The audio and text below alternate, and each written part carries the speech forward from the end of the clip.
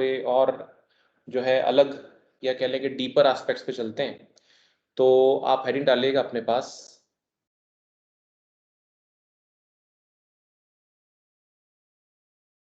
Sir आपकी screen show, हैं जी sir आपकी स्क्रीन शो नहीं हो रही। अच्छा, एक मिनट, मैं ही भूल गया था। ठीक है, yes sir. Crystal lattices and unit cell.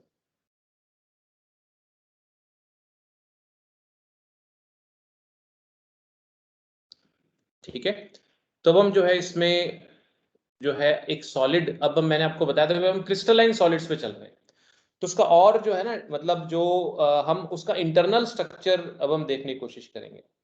ठीक है, तो सबसे पहले तो हम इसको समझने की कोशिश करते हैं भी ये क्या चीजें होती हैं। क्रिस्टल लैटिस क्या होता है सबसे पहले?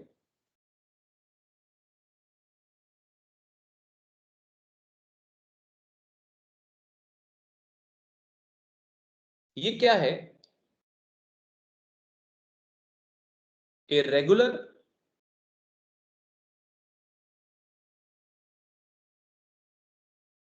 Three dimensional arrangement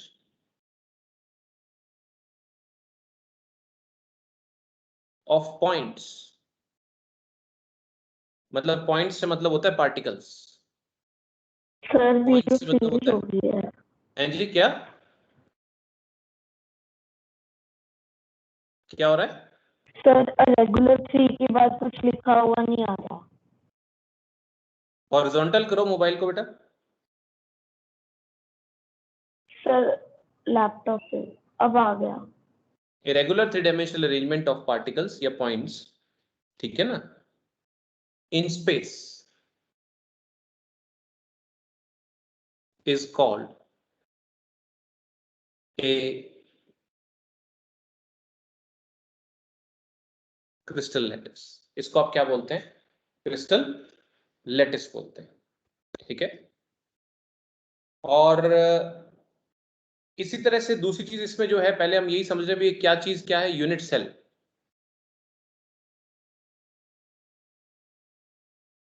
unit cell क्या है? इट इज दी, ये डेफिनेशन भी 1 1 मार्क क्वेश्चन में कई बार एग्जाम्स में आई हुई है, बोर्ड एग्जाम्स में आपको बता दूं। It is the smallest portion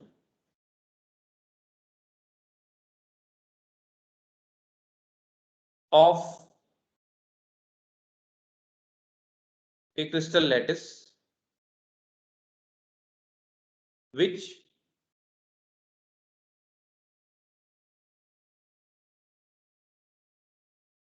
when repeated in different directions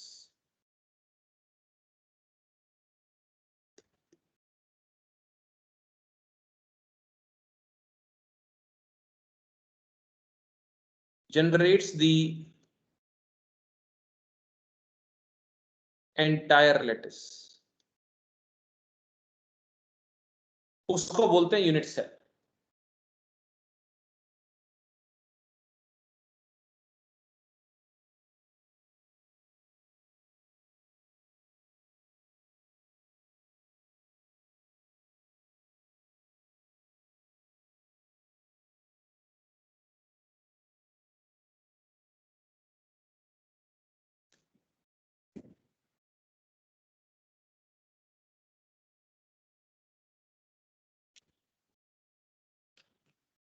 लिख लिया?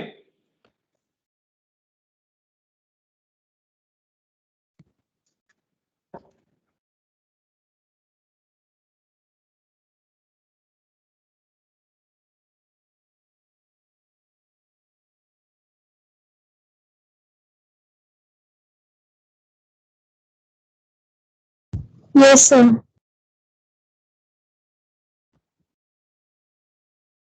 तो अब देखिए क्या है कि जैसे ये देखिए,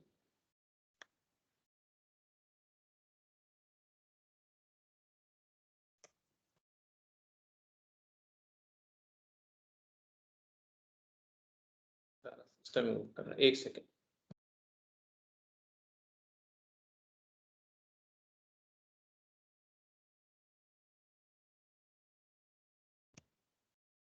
ये देखिए, ये जो है ना, आपको डायग्राम नहीं बनाना, सिर्फ बात को समझना है कि क्रिस्टल लैटिस और यूनिट सेल क्या होता है। जब आप सॉलिड स्टेट में पार्टिकल्स की एक रेगुलर अरेंजमेंट की बात करते हैं तो आप देख पाते हैं कि इस तरह से रेगुलरली अरेंज्ड होते हैं इस तरीके से, ठीक है। तो ये पूरा का पूरा जो जैसे इस तरह का अरेंजमेंट 3D अरेंजमेंट जो है, 3D में अगर हम देखें तो उसको तो आप बोलते हो क्रिस्टल लैटिस। ये सारा जो मैंने डायग्राम में, this is what, this is crystal lattice, ठीक है। ये तो है पूरा लैटिस, लेकिन इसका एक स्मॉलेस्ट पोर्शन, क्रिस्टल लैटिस का एक smallest portion which when repeated in all directions generates the entire lattice. जो इसमें ये शेडेड पोर्शन दिखा रखा है ना, ये वाला, तो ये आप समझ सकते हो कि ये एक लैटिस का सबसे छोटा पोर्शन है। यूनिट का मतलब होता है एक। तो क्रिस्टल लैटिस क्या है कि ये आप शेडेड पोर्शन जो देख रहे हो ना, ये एक लैटिस का सबसे छोटा पार्ट है जिसको अगर सभी दिशाओं में रिपीट किया जाए तो उससे पूरा लैटिस जनरेट हो जाता है, ठीक है ना। तो ये होता है क्रिस्टल लैटिस और unit cell. So this is the crystal lattice. This entire structure is crystal lattice.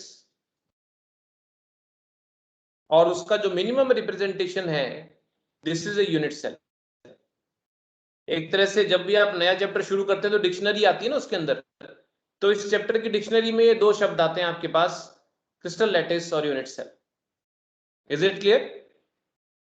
Crystal lattice और यूनिट सेल क्या होता है और उसकी डायरेक्शन, जो उसकी डेफिनेशन है, तो ये आपको याद करनी है। क्रिस्टल लैटिस क्या चीज है? Regular 3D, 3 dimensional arrangement. तीसरी डायमेंशन आएगी इसमें, स्पेस भी आएगी, of particles in space is called a crystal lattice.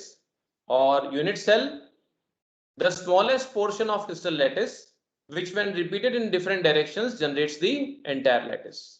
ये अपने पास सबसे पहली बात आती है यहां पर कि यूनिट सेल और क्रिस्टल लैटिसेस क्या होते हैं, ठीक है।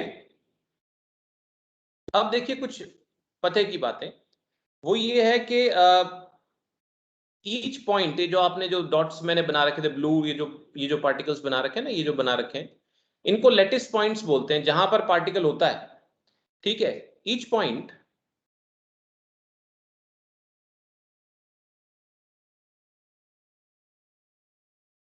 इन ए crystal lattice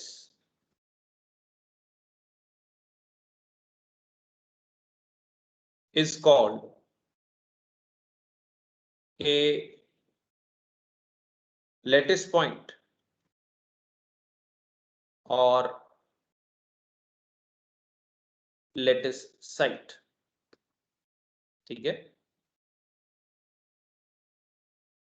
each lattice point,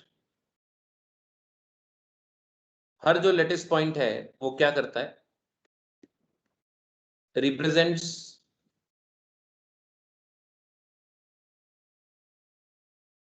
one particle. ये एक पार्टिकल को रिप्रेजेंट करता है। ये पार्टिकल आप देख ही चुके हो, ये एटम्स हो सकते हैं, ये मॉलिक्यूल्स हो सकते हैं, और ये आयंस भी हो सकते हैं। जो भी आपका, जिस भी तरह का आपका सॉलिड होगा, तो ये एक पार्टिकल रिप्रेजेंट करता है हर लैटिस पॉइंट। फिर क्या होता है कि जैसे हमने क्या है कि lattice points are joined together by straight lines।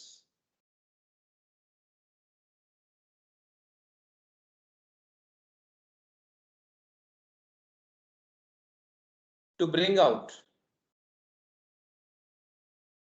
the geometry of the lattice।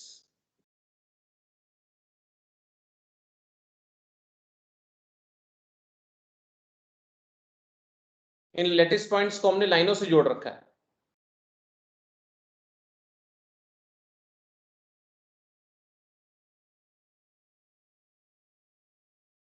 मतलब रियलिटी में कोई ऐसे थोड़ी होता है ये कि इतने छोटे छोटे पार्टिकल थोड़ी होते हैं, या इनमें कोई गैप थोड़ी होता है। सॉलिड स्टेट में कोई गैप थोड़ी होता है, रियलिटी में ऐसा गैप थोड़ी होता है, ठीक है ना। लेकिन क्या है कि उसको रिप्रेजेंट करने के लिए जो पार्टिकल्स हैं उनके सेंटर्स को हमने ऐसे जोड़ के दिखा रखा है। तो हमें जो है मतलब ये ऐसा दिखता है भी उनको, मतलब उससे हमें ज्योमेट्री जनरेट कर सकें, इसलिए रियलिटी में तो आप समझ सकते हो ये कुछ ऐसे होंगे।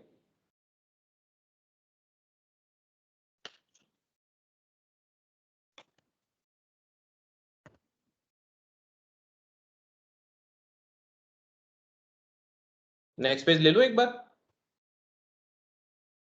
Yes, sir.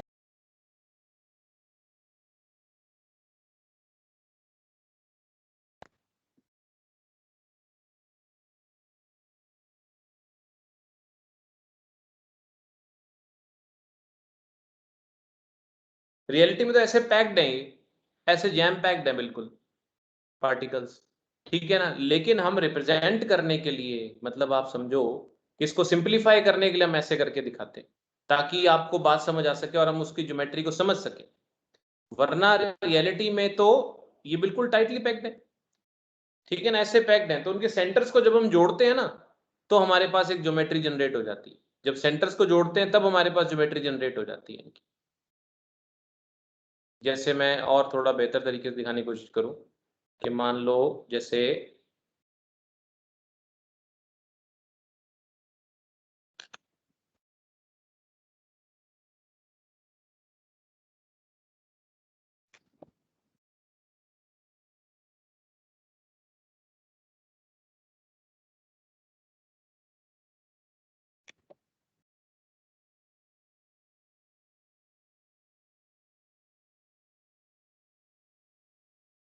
जैसे मान लो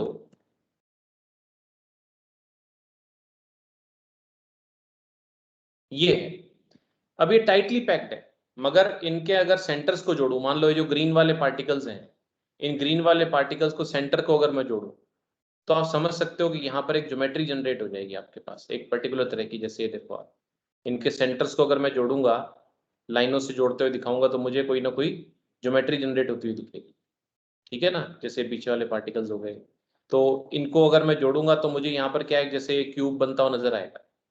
ऑब्वियसली इसको इस तरह से समझाना थोड़ा सा मुश्किल जरूर है, लेकिन मैं दूसरे थ्री डी एस्पेक्ट्स यूज करके देखता हूँ। देखो कि अगर इसको दूर दूर करके दिखाएं,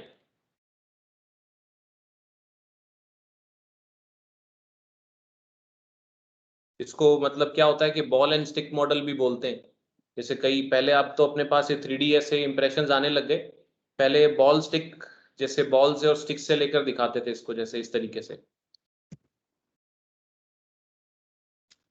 ठीक है ना, ये इस तरीके से दिखाने के लिए कि भाई ये जो, तो बेसिकली क्या है, हम ये कहना चाहते हैं कि जो लैटिस पॉइंट्स हैं उनके सेंटर्स को हम क्या करते हैं, इनके सेंटर्स को हम लाइनों से जोड़ देते हैं। सेंटर्स को हम लाइनों से जोड़ देते हैं ताकि हम कोई उसकी ज्योमेट्री हम समझा सकें। जैसे ये देखो आप, इस तरीके से, तो इस तरीके से जब हम जोड़ते हैं ना तो हमें एक ज्योमेट्री नजर आने लगती है। जैसे मान लो ये सेंटर्स जोड़ दिए मैंने, इधर से पीछे से ऐसे जोड़ूंगा ना अगर मैं, तो अब ये पीछे वाले पार्टिकल तो इसमें नजर नहीं आ रहे, लेकिन इनके सेंटर्स को अगर मैं जोड़ूंगा तो मुझे एक ज्योमेट्री नजर आएगी उनके अंदर इस तरीके से। तो हम जो है सिंप्लीफाई करने के लिए बातों को इस तरह से लैटिस पॉइंट्स दिखाते हैं। कहाँ गया वो, अरे मैंने डिलीट कर दिया शायद, नहीं रहा। ये जो दिखाया ना, तो हमने सेंटर्स को जोड़ रखा है लाइनों से, बट एक्चुअली ये पार्टिकल्स जो होते हैं काफी क्लोज होते हैं क्योंकि ये बड़े बड़े होते हैं, लेकिन हमने सिंप्लीफाई करने के लिए इनको लाइनों से जोड़ रखा है। ये बात मैं आपको बताना चाहता था यहाँ पर, ठीक है। तो ये जो आपने लिखा है कि lattice points are joined together by straight lines to bring out the geometry of the lattice. हम लैटिस की ज्योमेट्री कैसी है, पार्टिकल्स का अरेंजमेंट, तो उनके जो है उनको पॉइंट के तौर पे दिखाते हैं और उनको लाइन से जोड़ते हुए दिखाते हैं, बट एक्चुअली तो पार्टिकल्स होते हैं। गॉट में पॉइंट, ठीक है। तो असल में सॉलिड स्टेट में इस तरह से पार्टिकल्स होते हैं, मगर इनको जो है सिंप्लीफाई करने के लिए हम इनको ऐसे लाइनों से जोड़ के दिखाते हैं, ठीक है। तो ये आपको पता लगा कि भाई जो है आपके पास जो के लेटेस्ट पॉइंट क्या होते हैं, ठीक। अब यूनिट सेल की बात करते हैं, ठीक है। यूनिट सेल जो है,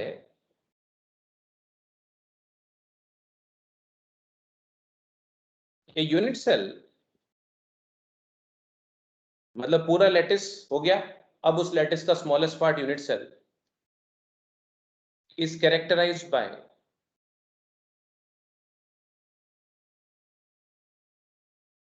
द फॉलोइंग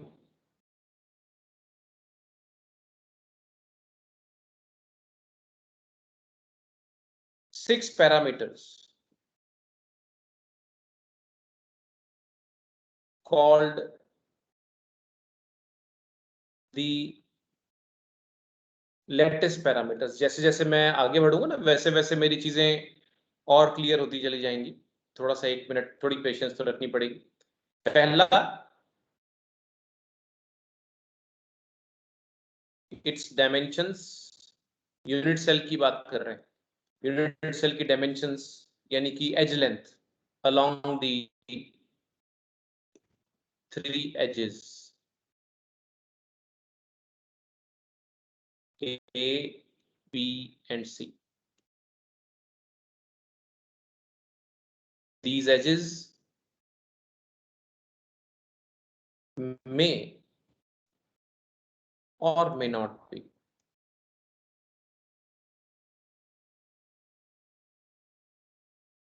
mutually perpendicular।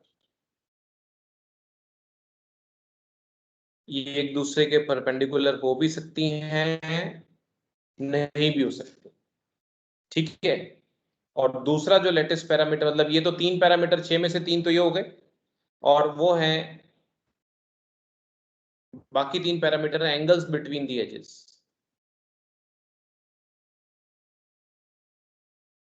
तीन एंगल्स हम देते हैं इसमें अल्फा बिटवीन ए और बी, जो एज होती है ना उसके बीच के एंगल को हम अल्फा बोलते हैं। उसके बाद जो है बीटा जो होता है, अल्फा बीटा और गामा, 3 पैरामीटर्स हम देते हैं। बीटा जो होता है वो एज जो है ए और सी के बीच में होता है, between A and C. And जो तीसरा एज है गामा, वो between A and B.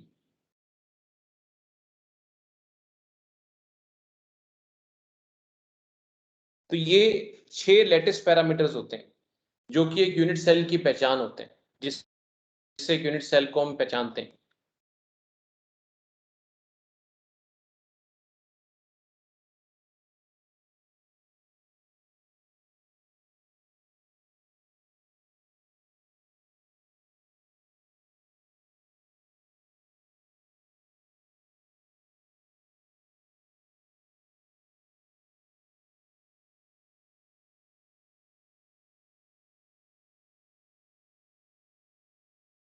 Sir ये तो परपेंडिकुलर ही होंगे ना इनके एंगल। देखिए क्या होता है, ये क्या कह रहा है कि मे और मे नॉट बी परपेंडिकुलर, जरूरी नहीं है परपेंडिकुलर हो। एक बार आप लिख ले, मैं आगे बढ़ता हूँ। जैसे मैंने कहा ना, इसीलिए मैं कह रहा हूँ, मैं जैसे जैसे बातें बताता जाऊंगा वैसे वैसे और क्लियर होती चली जाएंगी। सर गामा भी ए और बी के बीच में होता है। हाँ जी, ए और बी लिख दिया क्या मैंने? सॉरी, ए और सी।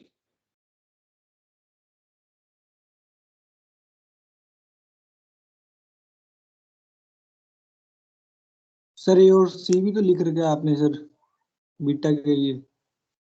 कौन सा रह गया? सर ए, बी और बी, सी आएगा। बी और सी आएगा। लो भाई,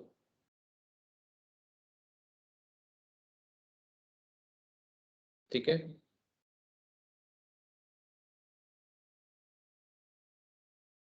थोड़ा आप करेक्शन करो इसमें, एक मिनट। एल्फा, देखो मैं आपको याद करने का तरीका बताता हूँ, और मैंने इसको जो जल्दबाजी में थोड़ा सा, 1 मिनट सुनना मेरी बात।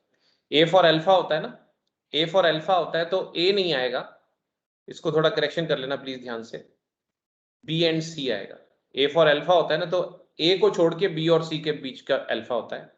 बीटा बी से शुरू होता है तो बी को छोड़ के ए और सी के बीच में जो है बीटा आएगा। अब रह गया गामा, तो गामा जो है वो किसके बीच में रह गया अपने पास? ए और बी के बीच में। प्लीज ये करेक्शन कर लेना। सही पकड़ लिया आपने बात को।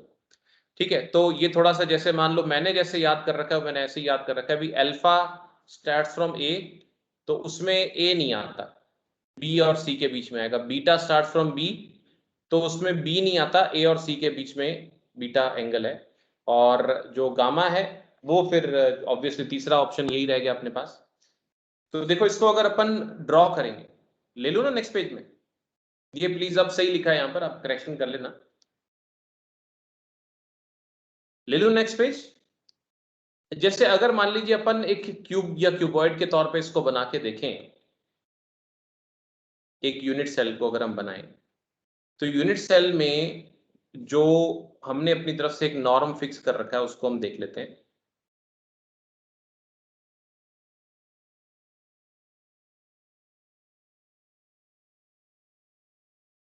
जैसे एक यूनिट सेल बनाया आपने,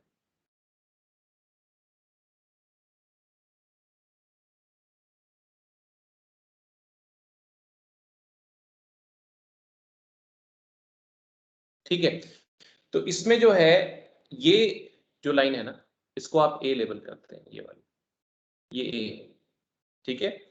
उसके बाद ये बी है और ये सी, इस तरीके से, ठीक है। अब जो एंगल है वो इनके बीच के एंगल है, ए और बी के बीच में जो है अल्फा जो है वो किसके बीच में आएगा, जिसमें ए ना आता हो। तो ए ना आता हो वो ये वाला एंगल आपका क्या बनेगा, ये वाला बनेगा अल्फा। बीटा उनके बीच में होता है जिसमें बी ना आता हो, ए और सी के बीच में बीटा, तीसरा रहेगा गामा। ये 6 लैटिस पैरामीटर्स होते हैं जिनसे कि एक लैटिस कैसा दिखता है जज हो पाता है। तो क्या है कि प्रकृति में जो हमने ढूंढा, तो there are only 14 possible 3-dimensional lattices।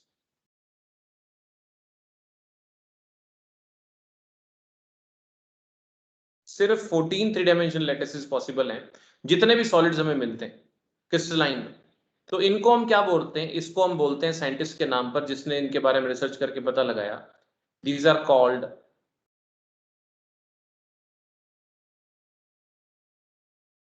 Bravais lattices.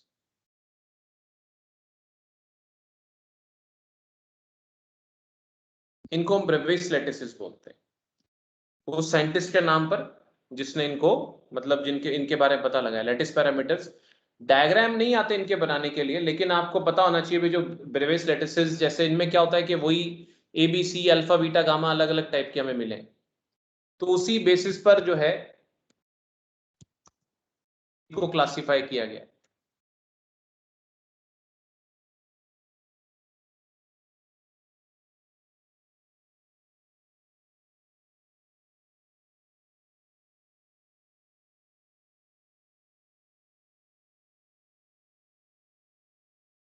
अगर आप अपनी एनसीईआरटी उठाओगे तो उसके अंदर आपको इनके मिल जाएगा डायग्राम।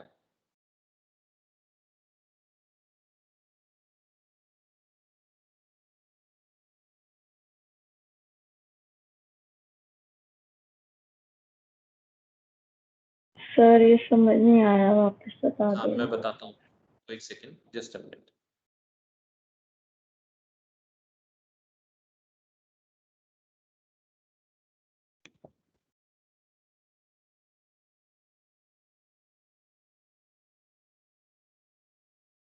पहली बात तो इसमें ज्यादा परेशान नहीं होना हमने, क्योंकि ये जो है मतलब आप ये समझें कि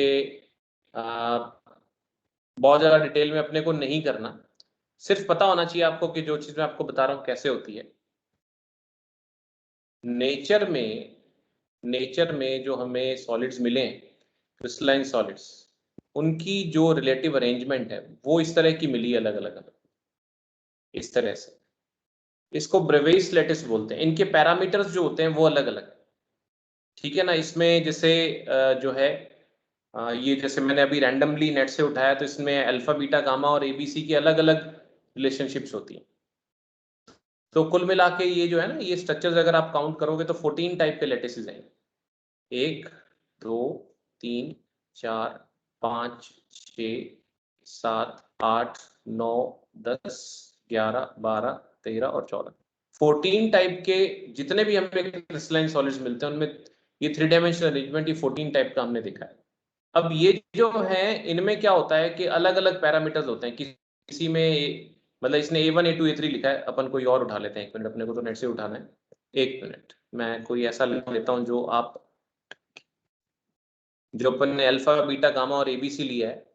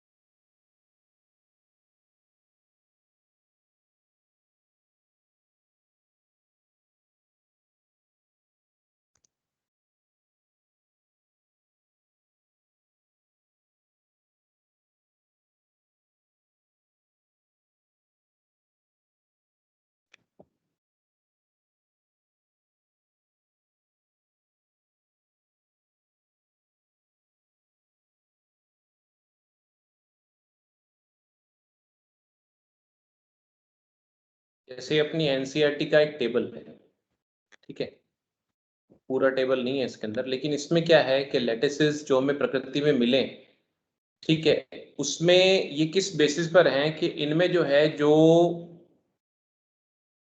इनके लेटिस पैरामीटर्स है ना वो अलग अलग है। जैसे ये क्यूबिक टाइप का है तो इसमें ABC तीनों इक्वल है, तो ये क्यूबॉइड नहीं होके क्यूबिक हो गया ना।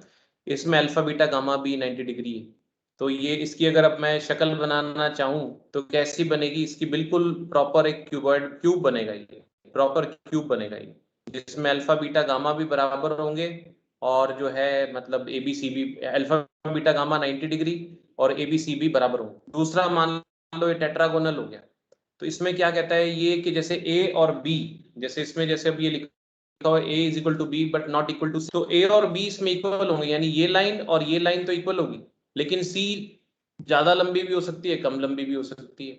तो इस तरीके से इसमें क्या, और इसमें मगर अल्फा बीटा गामा 90 डिग्री है, तो ये तीनों 90 डिग्री पर होंगे।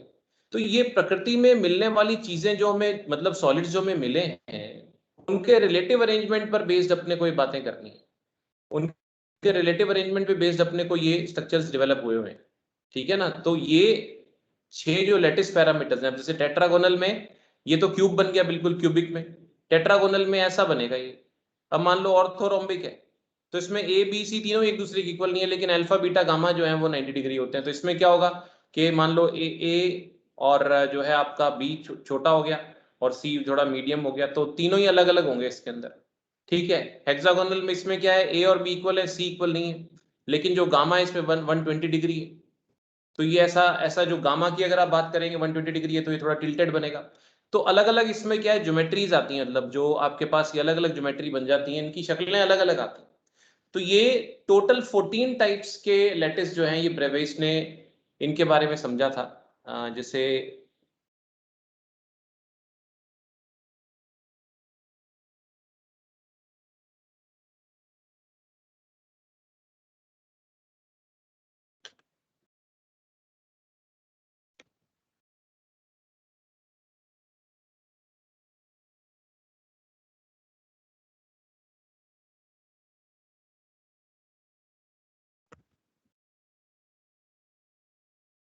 जैसे ये अलग अलग स्लाइड्स आ गई ना, जैसे अलग अलग टाइप की शेप्स आ गई, तो किसी में कैसे ये जो है 14 टाइप के अलग अलग आते हैं।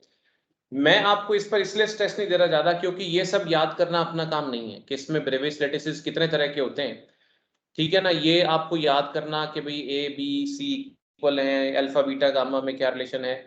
अगर आपको मतलब देखिए अगर बोर्ड एग्जाम देना है, बोर्ड एग्जाम में तो इसके बारे में आता नहीं, बोर्ड एग्जाम में तो इसके बारे में पूछेंगे नहीं, लेकिन और स्ट्रक्चर बनाना तो कभी भी नहीं पूछेंगे, स्ट्रक्चर बनाना तो कभी भी नहीं पूछेंगे, लेकिन अगर आप थोड़े परफेक्शनिस्ट हैं तो बेटर रहेगा कि आप जो है, मैं उसमें थोड़ा लिखने में टाइम जाया नहीं करूंगा।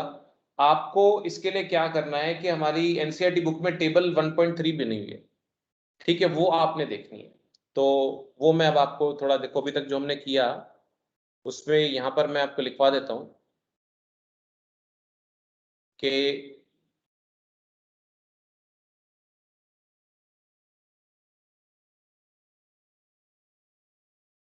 Consult table 1.3 NCERT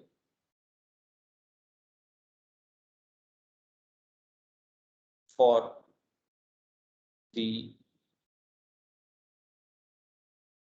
lattice parameters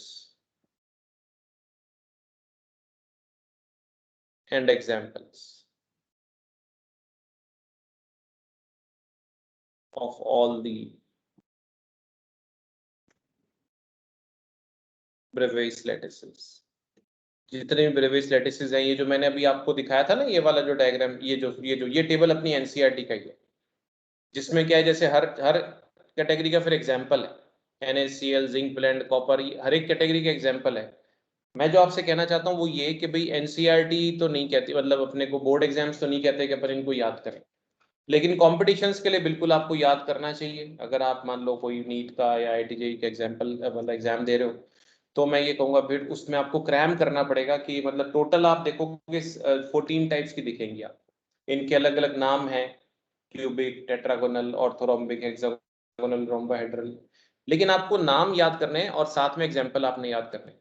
तो यहाँ पर मैं जो समय बचा रहा हूँ वो ये कि भाई यहाँ पर आप सीधे सीधे इस टेबल को कंसल्ट कर लें और लिख लें जरूर अपने पास इस बात को कि एनसीईआरटी की ये टेबल आपने देखनी है, इसको याद करना है, then it's going to be better for you, क्योंकि ये सिंपल प्लेन डेटा है, इसमें समझाने वाला पार्ट नहीं है। उसके बाद क्या है, जैसे डायग्राम और बने हुए हैं इसमें सारे लैटिसेस के, वो अपने को नहीं करने, वो अपने को नहीं करने, ये आप ध्यान रखिएगा, ठीक है।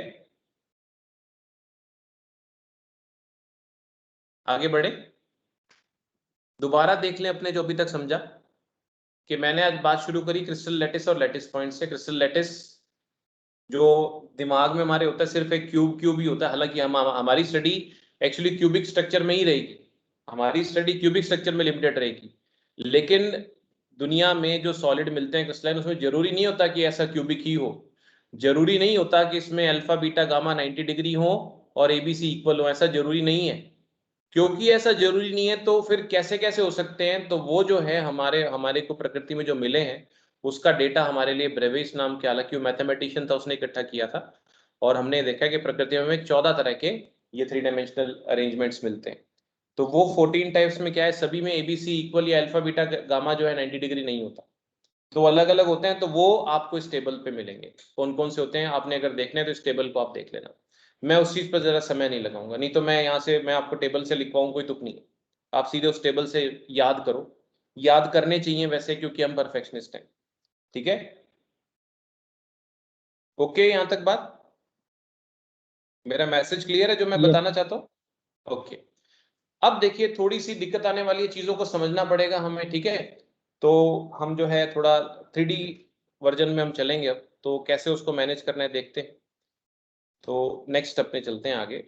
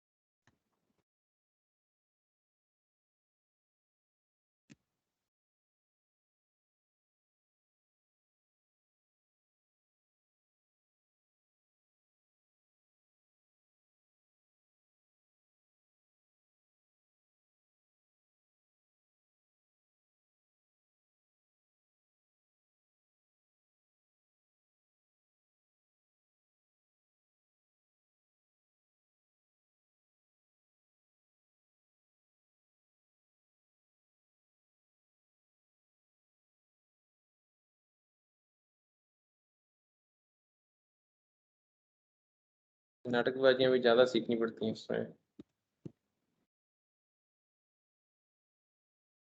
चलिए, तो अब देखो हम इसमें और आगे पढ़ना शुरू करते हैं। इसमें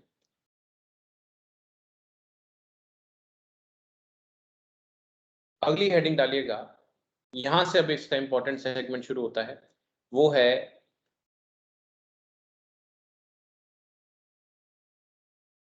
number of atoms in a unit cell. ठीक है, इससे मुझे 3D इमेजेस की हेल्प लेनी पड़ेगी, तो मैं जैसे जैसे मेरे को जैसे भी नेट से मिलती रहेगी मैं आपके साथ साथ साथ ही शेयर करता रहूंगा। इसको ना रैंक भी बोलते हैं। वैसे कई लोगों को मतलब नॉर्मली एनसीईआरटी मेंशन नहीं है, तो आप रैंक वर्ड अवॉइड करना, मगर कल को एग्जाम में रैंक लिखा आ जाए तो आप थोड़ा ध्यान रखना। और इसको हम मैथमेटिकल फॉर्मुलेशन में यूज करेंगे, इसको जेड, इसको सिंबल हम वेरिएबल जो इसको यूज करते हैं जेड लिखते हैं। देखिए इसमें क्या होता है, सबसे पहले हम एक सब हेडिंग लेते हैं, वो है कि जो यूनिट सेल है वो कितने प्रकार के होते हैं, पहले हम वो सीखते हैं। तो इसमें क्या है, टाइप्स ऑफ यूनिट सेल्स लेते हैं सबसे पहले।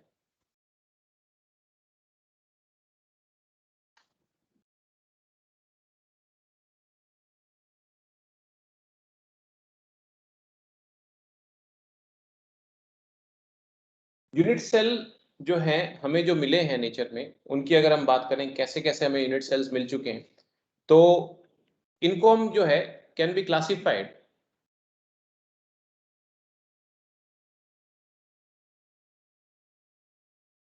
Into two types. दो कैटेगरी में हम डाल सकते हैं। पहला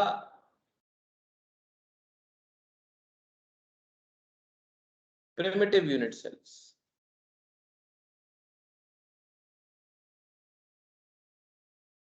In such unit cells,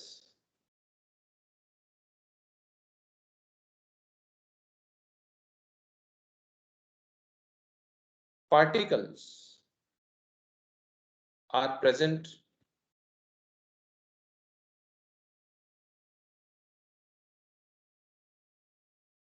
only at the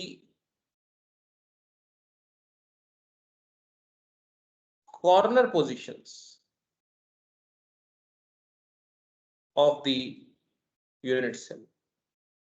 इसमें जो होता है ना कि ये it is also called a simple unit cell.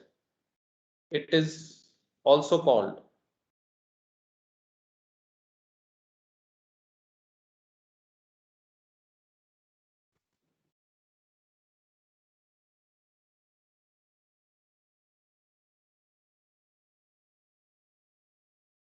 primitive या simple unit cell बोलते हैं इसको। इसमें क्या होता है कि जैसे हम अगर इसको बनाएं तो पार्टिकल्स क्या सिर्फ कॉर्नर्स पर होते हैं। जैसे अगर हम, मैंने आपको बताया भी यूनिट सेल हम जो बनाएंगे वो सिर्फ और सिर्फ हम कैसा बनाएंगे, जो कि क्यूबिक टाइप का बनाएंगे। जो हमारे सिलेबस कंटेंट में है वो क्यूबिक टाइप का है। ठीक है, तो इसमें जो पार्टिकल्स होते हैं इस तरह के यूनिट सेल में, वो सिर्फ और सिर्फ कॉर्नर्स पर होते हैं। ठीक है ना, सिर्फ कॉर्नर्स पर।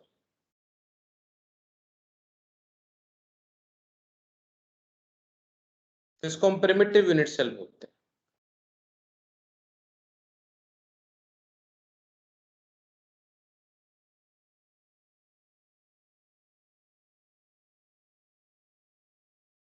ये चीज होती है।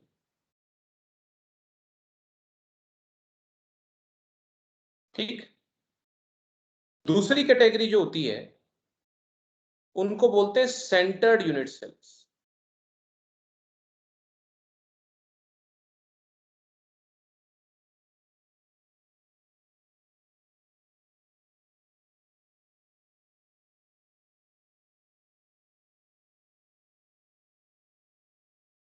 In such unit cells,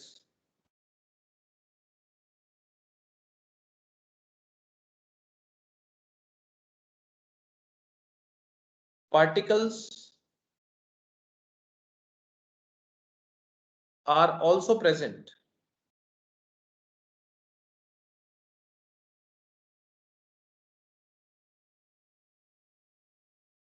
at positions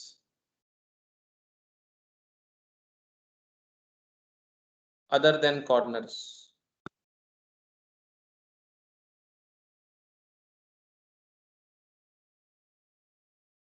in addition to those at corners, मतलब कॉर्नर पे होते ही होते हैं, मगर जो है मतलब कॉर्नर के सिवाय भी मतलब और लोकेशंस पर भी हो सकते हैं, ठीक है ना। This can be of 3 types, ये फर्दर 3 तरह के देखे जाएंगे।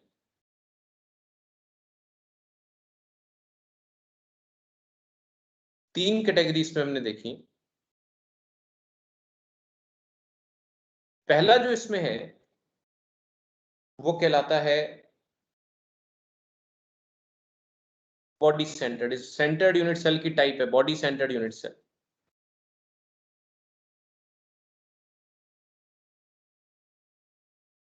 थोड़ा 3D में सोचना पड़ेगा। इसके अंदर क्या होता है बॉडी सेंटर्ड यूनिट सेल में कि इन such a unit cell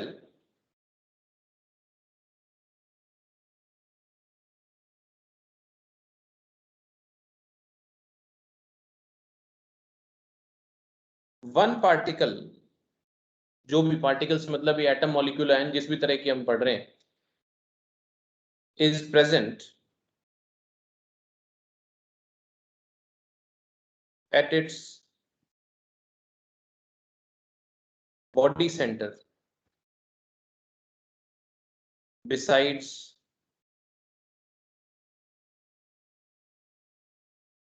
the ones that are at corners.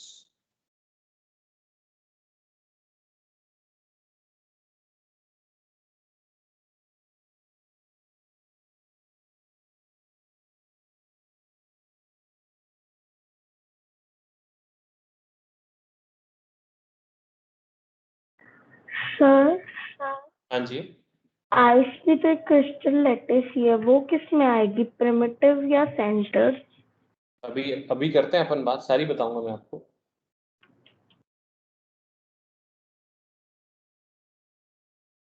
ये लिख लिया, आगे बढ़े।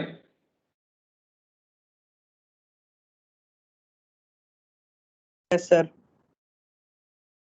लिखते तो होते हैं ना साथ। देखो मैं तो यही कहूंगा, मैं बार बार कहता हूँ, आप बड़े हो जाते हैं तो कहना मानना नहीं मानना आपके हाथ में होता है, लेकिन मैं यही कहूंगा कि सफाई से साथ साथ लिखते चले।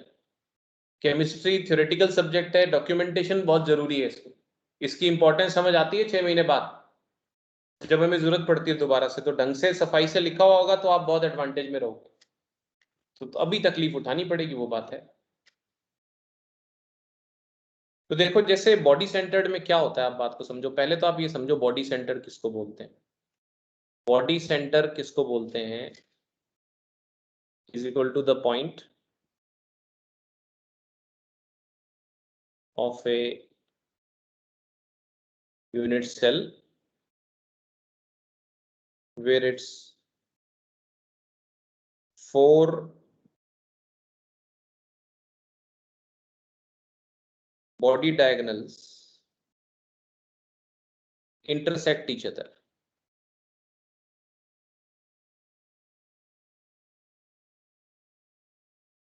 देखो जैसे फिर वही बात आती है कि यूनिट सेल बनाता हूं जैसे मैं,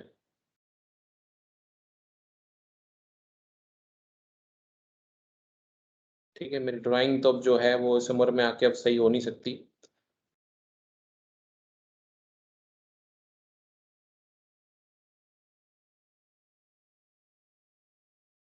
तो जैसे ये क्यूब बनाया मैंने, ठीक है, क्यूब बनाया, बस ये ध्यान रखिएगा, इतना इमेजिन कर लें।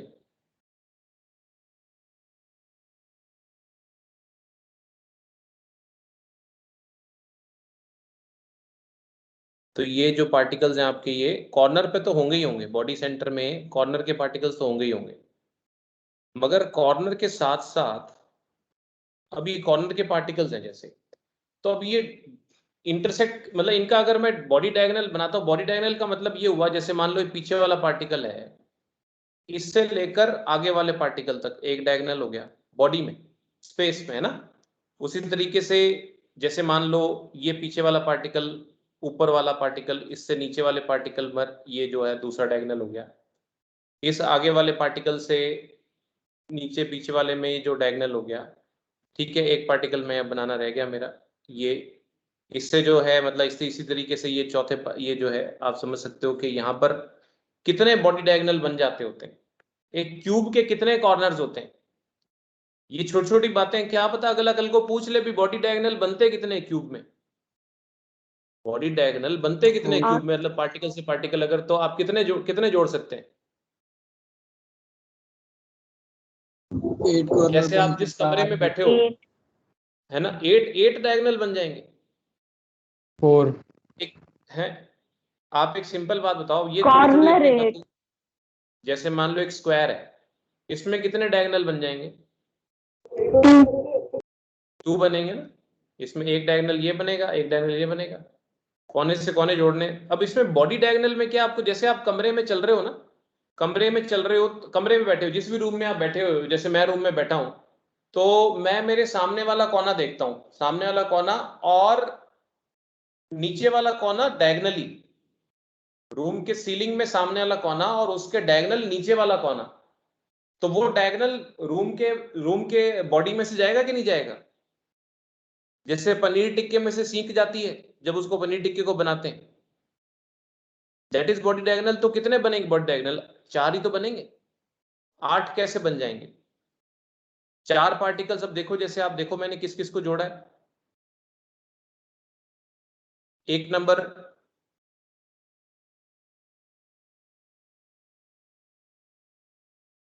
इसको मान लो मैं कहता हूं ये आगे वाले 4 हैं, देखो 1 2 3 और 4, ये आगे वाले 4 पार्टिकल हैं, और ये पीछे वाले मान लो 5 6 7 और 8, पीछे वाले 4 पार्टिकल हैं, 4 पार्टिकल है ना ये।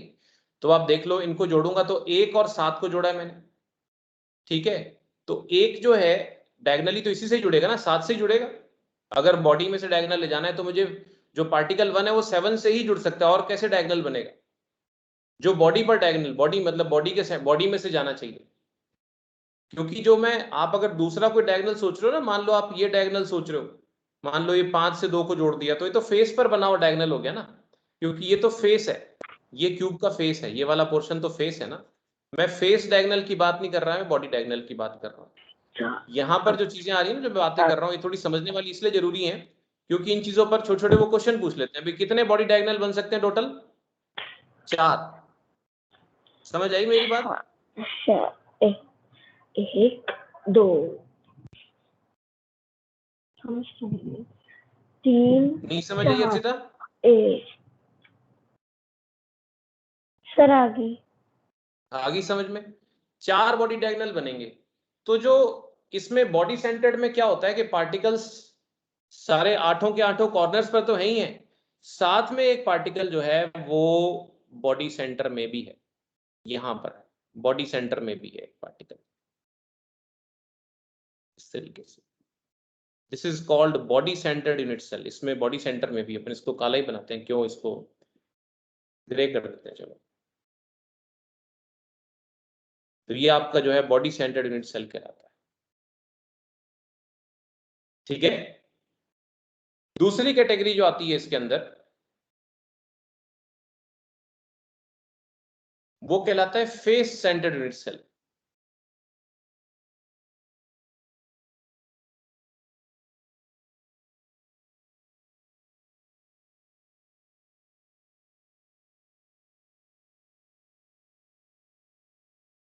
फेस सेंटर्ड यूनिट सेल में क्या होता है, in such a unit cell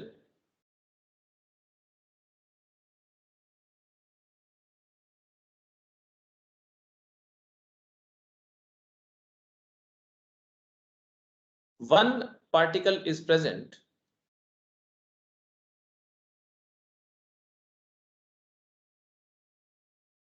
at each face center of the unit cell along with those at the corners। बात को समझिएगा, एक यूनिट सेल में या एक क्यूब में कितने बॉडी सेंटर हो सकते हैं भाई, 6। एक क्यूब में कितने बॉडी सेंटर हो सकते हैं, बॉडी सेंटर एक होगा। One, फेस बॉडी सेंटर तो एक ही होगा। 1 ये सारे चारों डायगोनल जो मैंने बनाए, आई होप आपको मेरी बात समझ आ गई हो इससे। ठीक है, तो ये चारों के चारों बॉडी डायगोनल एक ही जगह इंटरसेक्ट कर रहे हैं, तो बॉडी सेंटर तो एक ही बनेगा ना इसका। बॉडी सेंटर तो यही बनेगा, यही वाला एक बॉडी सेंटर बनेगा। Yes sir. ये एक ही बॉडी सेंटर बनेगा इसके अंदर। लेकिन फेस सेंटर कितने बनते हैं यूनिट सेल में, पता है आपको? फेस सेंटर किसको बोलते हैं? आपको पता है क्यूब के कितने फेस होते हैं? साइड पे होगा। हाँ, एक क्यूब के फेस कितने होते हैं? 6 फेस होते हैं। Very good. जैसे ये एक फेस है क्यूब का, ये एक फेस है क्यूब का, दिस इज अ फेस, है ना? ये तो खैर मेरे से बेहतर आप जानते ही हो। ये एक फेस है क्यूब का, ये दूसरा फेस है क्यूब का, ये वाला दूसरा फेस है। ये फेसेस है। तो इस तरह से अगर आप जैसे अपना लूडो वाला डाइस होता है उसको देख लो, लूडो पे डाइस पे कितने नंबर तक होते हैं? लूडो के जो अपने खेलते हैं 6 तक होते हैं ना, क्योंकि हर फेस पर एक नंबर लिखा होता है, 1 2 3 4 5 6। एक लूडो का डाइस जो क्यूब होता है उस पे 6 तक होते हैं, अपने 6 आते हैं, अपनी गोटी खुलती है, तो 6 फेस होते हैं। तो फेस डायगोनल बोलते हैं इसको। बॉडी सेंटर क्या होता है? Body centre, sorry, face centre क्या होता है?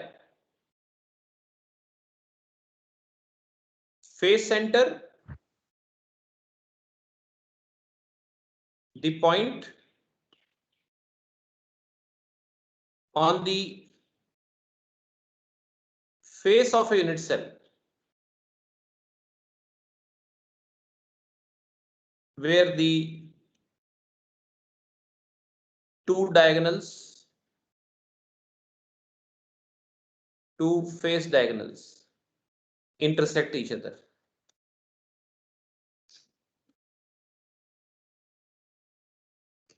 ये वो लोकेशन होती है जहां पर जो आप फेस डायगोनल बनाते हो वो एक दूसरे को इंटरसेक्ट करते हैं। सर हाँ जी, सर 6 बजे टेस्ट था, तो आज इतना ही करवा दोगे क्या? ओके ओके जी, बिल्कुल बिल्कुल, ठीक है। चलो फिर आज इतना ही करते हैं, बाकी फिर इसको कल करते हैं।